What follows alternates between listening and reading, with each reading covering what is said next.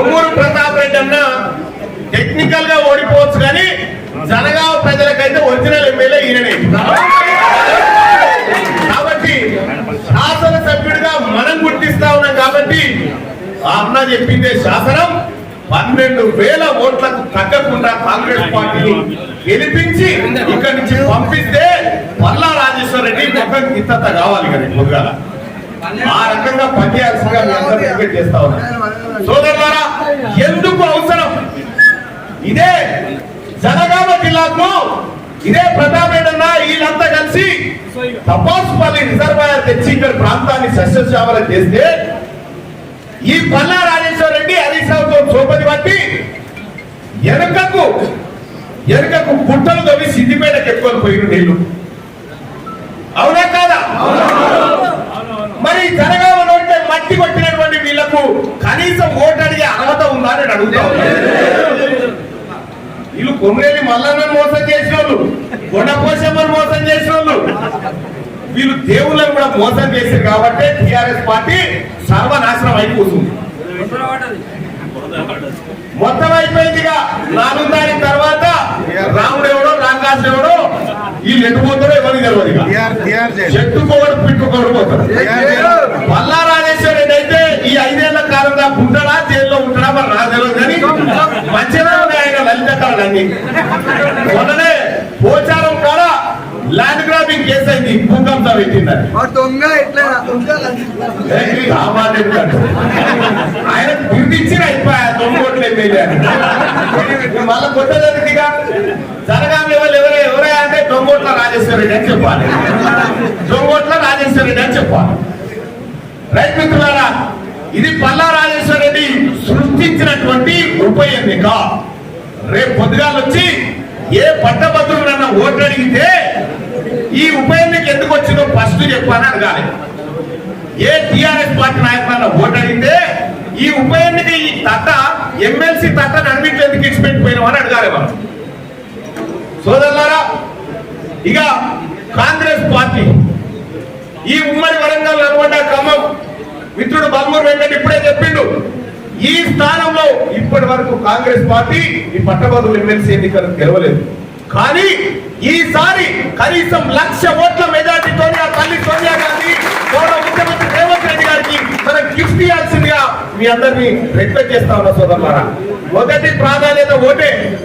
ఇక రెండోది లెక్కనే లేదు. ఇక రెండోది తెరవేపోకుని టెన్షన్ గా బ్యాలెట్ పేపర్ ఈ బ్యాలెట్ పేపర్ లో సీరియల్ నెంబర్ 2 అనేది ఇలా పార్టీ గుర్తు ఉండదు. ఓన్లీ పేరే ఉంటది. పేరు ఏమని ఉంటది? తీన్మార్ మల్లన్న అని ఉంటది. తీన్మార్ మల్లన్న అని పేరు ఉంటది. దాని పక్కపట్టి డబ్బాలో 1 నెంబర్ వేపియాలి అంతే. దాని పక్కపట్టి డబ్బాలో 1 నెంబర్ వేపిస్తే ఆ ఓటు చక్కగా మీ తమ్ముడు తీన్మార్ మల్లన్న పోతుంది, మీ అన్న ప్రతాప్ అన్న పోతుంది, అటు రేవంత్ రెడ్డి గారికి పోతుంది, అటు రాహుల్ గాంధీ గారికి పోతుంది ఈ ఓటు. దయచేసి ఒకటే ఎంపీని రెండో ఆప్షన్ ఇక మనకు అవసరం లేదు. సోదరులారా, గ్రామాల్లో ఉన్నటువంటి ప్రతి పట్టభద్రుని పోయి కలవండి. ఈ 2-3 రోజుల్లో మీ గ్రామాల్లో ఉన్నటువంటి పట్టభద్రులు ఎంతమంది ఎక్కడెవరు ఉన్నారు ఈ లిస్ట్ అంతా మీకు భవానక్క గారు కోఆర్డినేటర్ గారు మీకు పంపిస్తారు.